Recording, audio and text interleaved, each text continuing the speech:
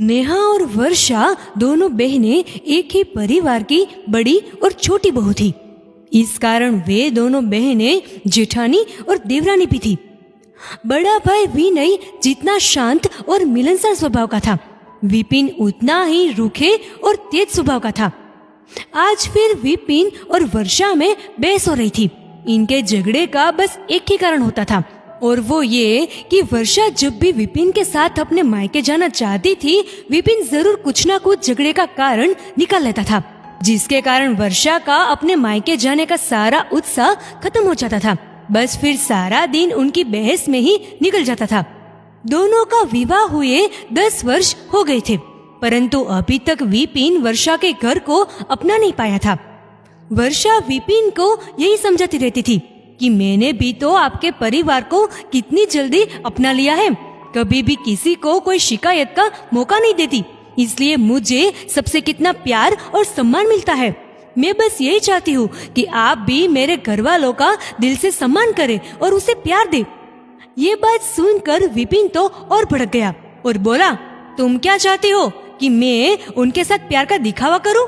तुम्हारे घर जाके उनकी सेवा करूं, उनके इशारों पर नाचूं? क्या तब वे लोग मुझे प्यार और सम्मान देंगे? वर्षा बोली, आप हमेशा मेरी सीधी सी बात का गलत मतलब क्यों निकाल लेते हो? आपको प्यार और सम्मान देना तो वो कभी भूल के भी नहीं छोड़ेंगे। उन्होंने तो आपको दिल से अपना बेटा माना है, पर आप कभी उसे मानना ही नहीं चाहते। परंतु यदि आपको ऐसा लगता है तो ये आपका नजरिया है। हाँ, ये बात जरूर है कि मेरे पापा आपसे उतना खुलकर बात नहीं कर पाते जितना वे आपके भाई से कर पाते हैं, क्योंकि कहीं ना कहीं उन्हें डर होता है कि कब आप किसी बात का बुरा मान जाए, कुछ पता नहीं। अगर किसी से प्यार और सम्मान चाहते हो तो पहले सामने वाले को वैसा ही प्यार और सम्मान दो, तो वैसा ही सम्मान और प्यार आपको भी मिलेगा, क्योंकि ताली हमेशा दोनों हाथ से बजती है। वैसे तो मुझे बोलने की जरूरत ही नहीं पड़नी चाहिए थी, क्योंकि इसका जीता जागता उदाहरण हमारे घर में ही है।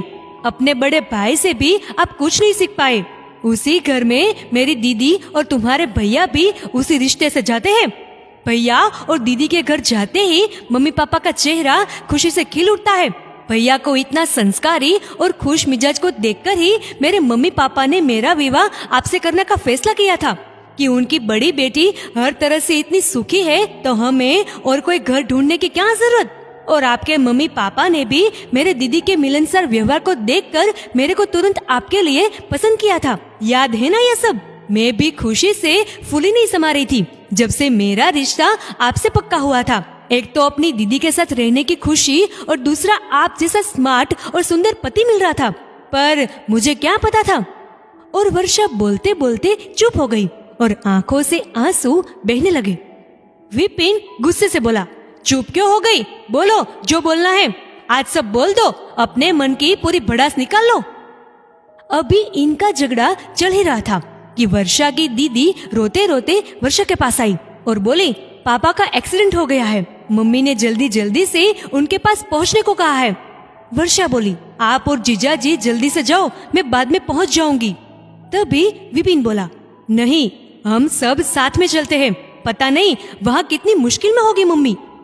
वर्षा को पहले तो अपने कानों पर विश्वास ही नहीं हो रहा था, पर फिर उसने अपने आप को संभाला और वो रोते रोते विपिन के कंधे पर सिर रखकर जोर जोर से रोने लगी। आप सच कह रहे हैं? विपिन बोला, अब तुम कुछ मत बोलो और जल्दी से बैग में हम दोनों के कुछ कपड़े भी रख लो। जब तक पापा पूरी तरह से ठीक नहीं हो जाते हम वहीं रहेंगे। वर्षा को विश्वास नहीं हो रहा था कि ये वही विपिन है जो कुछ देर पहले कह रहा था कि तुम क्या चाहते हो कि मैं तुम्हारे मम्मी पापा की सेवा करता रहूं। खैर, उस समय ज्यादा सोचने का समय नहीं था। कुछ ही देर में दोनों बेटियां और दामाद पापा के पास पहुंच गए। डॉक्टर की अथक मेहनत से और वर्षा और विनीत की दिन रात सेवा से उनके पापा जल्दी ही ठीक हो गए। वर्षा वापस अपने ससुराल जाने के लिए अपना सामान पैक कर रही थी। इतनी देर विपिन ने सोचा पापा को देखाऊं, और विपिन उनसे मिलने उनके कमरे में जा ही रहा था कि उसने पापा को कहते हुए सुना कि हमें भगवान ने कितने अच्छे दामाद दिए हैं। आजकल तो अपने बेटे भी इतनी सेवा नहीं करते होंगे जितनी इन दोनों दामादों ने मेरी सेवा की है। बल्कि विपिन ने तो विनय से भी अधिक मेरा ख्याल रखा। सच्ची बहुत किस्मत वाले हैं हम। ये सब सुन के विपिन की आंखें भर आई।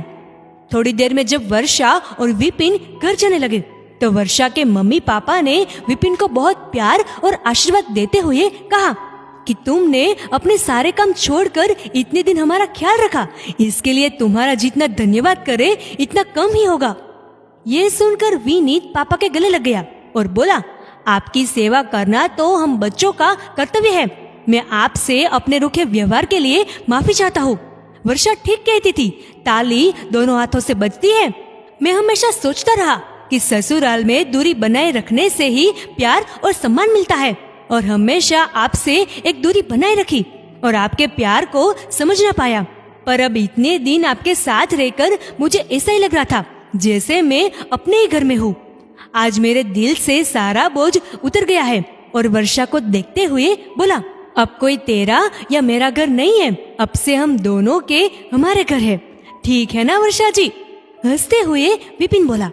उसका ये रूप देखकर वर्षा और उसके मम्मी पापा की भी खुशी का कोई ठिकाना नहीं था।